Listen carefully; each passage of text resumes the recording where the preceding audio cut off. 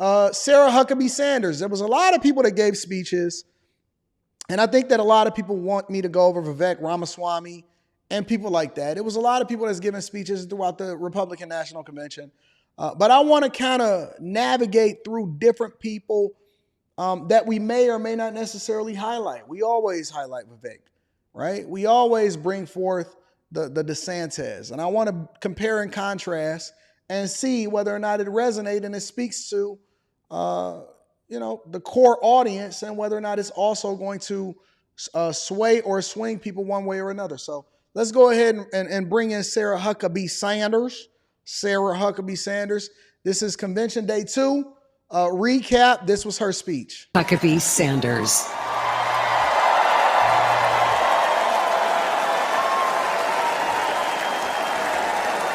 Thank you. What a powerful story to follow. Good evening. I'm Sarah Huckabee Sanders.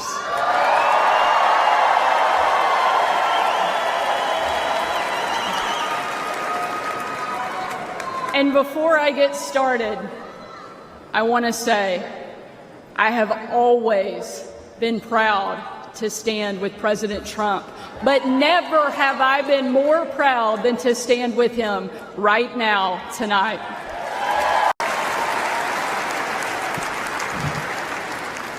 I'm going to try to skip through all of the applauses so we can get to the core of what they say. An assassin's bullet could stop him. He intervened because America is one nation under God, and he is certainly not finished with President Trump.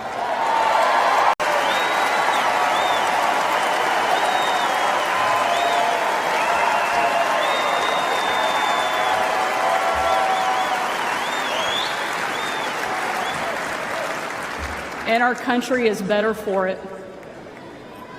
I am here tonight as America's youngest governor, the first.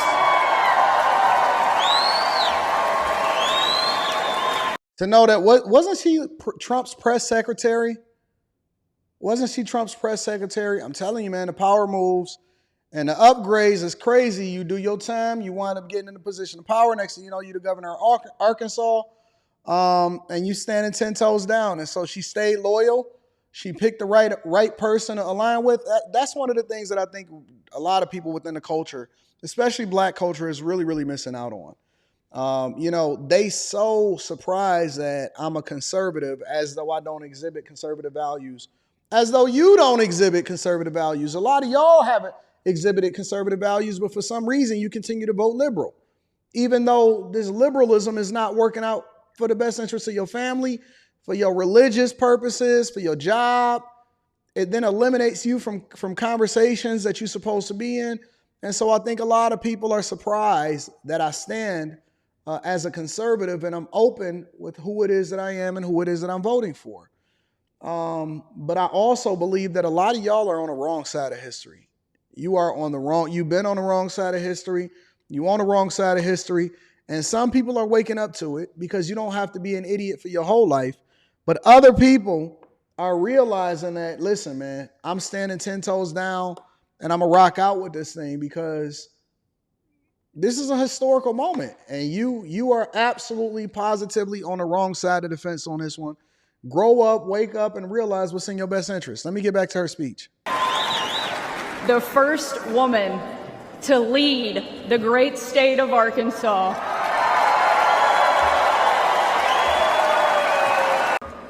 A mom to 3 amazing kids, Scarlett, Huck, George.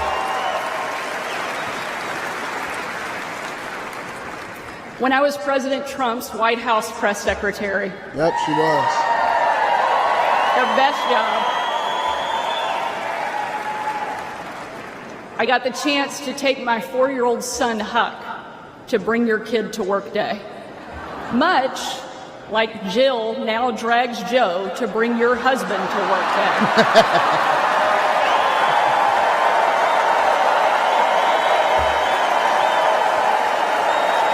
day. Briefing the president on the upcoming event in the Oval Office, all of the kids who were attending that day gathered in the Rose Garden, getting ready to meet him. And we were walking out onto that beautiful, perfect colonnade. And I saw out of the corner of my eye that my son Huck was running full speed directly at the President of the United States. Being the gracious person he is, President Trump bent down to give him a big hug. And right in front of everyone, Huck sidestepped the president, completely ignoring him in front of everyone, and ran straight into my arms.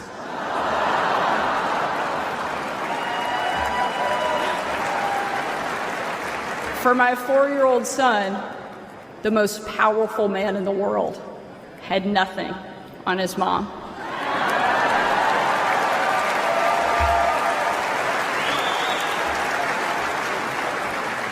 But because he's the amazing man he is, President Trump didn't mind at all.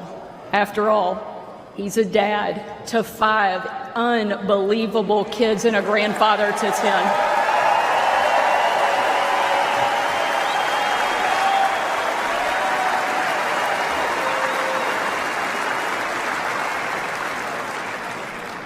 And while that story is certainly a special memory for my family, it's an even greater reminder why I support President Trump, not for me, not for him, but for my kids and for yours.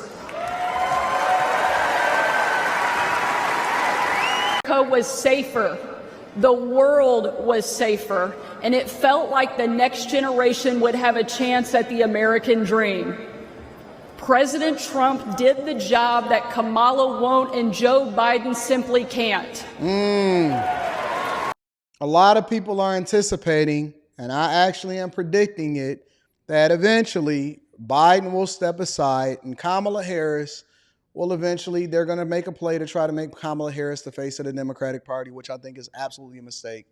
And everybody knows it. Everybody knows that the play is ultimately set up for Kamala Harris. Do your time, be loyal, and then your time is coming. But I think that they didn't expect what was happening right now, and their anticipation and trying to get Trump removed from even being a pick or an option for you guys to select as president of the United States of America, they wasn't anticipating it. Everybody knows that Joe Biden is not necessarily the one that's running the White House. They know that he's just a figurehead.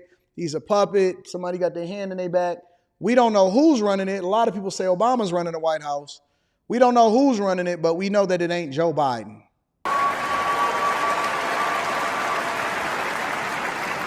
When we're honest, every American knows that we were so much better off under President Trump. Just speak about President Trump's successful policies.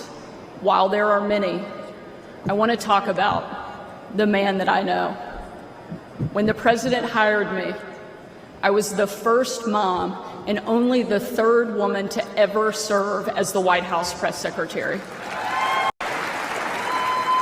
And in that role, I endured relentless attacks from the left. I was insulted as a guest at the White House Correspondents' Dinner. My family was denied service and kicked out of a restaurant. At my 3-year-old son's preschool, spit on my car. And in those moments, it was... There's nothing any more disrespectful than somebody spitting on you or spitting on yourself. When somebody do a hot tour and they spit on your car or they spit on you, I think that that's one of the most disrespectful things that you can do. President Trump who defended me.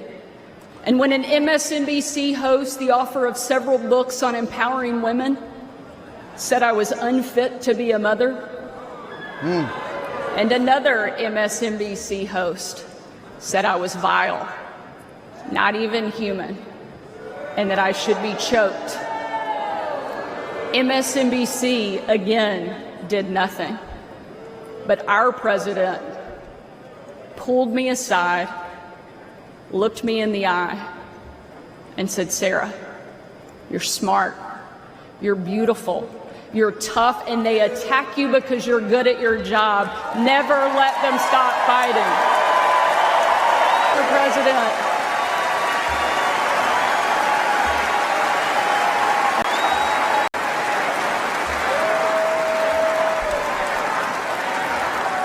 That's the Donald Trump that I know. And that's the Donald J. Trump I will always respect. The left doesn't care about empowering women. Biden and Harris can't even tell you what a woman is. They only care about empowering themselves. But we have a president who believes in empowering every American and that our country is worth fighting for. For the last 4 years, Republican governors have been leading that fight and doing what Joe Biden refuses to do. We've deployed the National Guard to the border. We've cracked down on crime and drugs. We cut taxes to give hardworking Americans a break from Bidenflation. And we empowered parents with universal school choice across the country.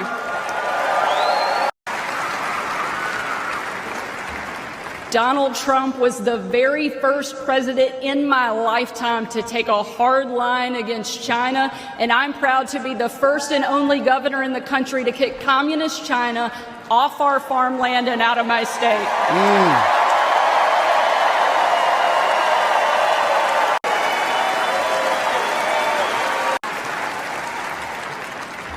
President Trump is a leader, and he's the leader our country needs. And if ever there was a doubt, earlier this week, this man is just how tough, resilient, courageous, and daring this man is, and we can't get him back in the White House fast enough.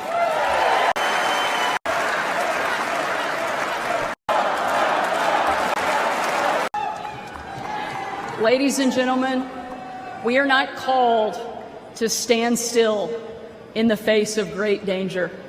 You and I were put on this earth at a moment in time to charge boldly ahead. We cannot know what the future holds, but we know damn sure who holds the future in his hands. I think it's a great speech in a general sense. I'm not going to go through the whole thing. It's not necessary. I think it was a great speech. I think that everybody that's at the Republican National Convention, and I don't know who's organizing, who's doing what speeches when, and who's the speech writers, but I absolutely think that every single person that has jumped on board in order to do these speeches, and I've listened to most of them, but I've brought forth the ones that I think that are the most pertinent and most important for you guys to understand, because I'm not sure what your algorithm is showing you on a regular basis, but I want to keep you guys informed on what's happening. I think that everybody is doing their job. Everybody is doing their job. Ron DeSantis, Vivek, Sarah Huckabee Sanders, all of the different people that is giving the speeches on behalf of the Republican National Party or the Republican Party itself. I think that they're winning, and they're more unified than ever. I even seen, what was the chick? What was the chick that was running in the Republican, for the Republican Party for President of the United States of America? I seen that she had gave a speech. I ain't even checked out her speech yet, but yeah, man, I think that everybody is doing their job and they winning. And it's going to be very, very tough, very, very tough for any Democrat to win the office for President of the United States of America. Rochelle.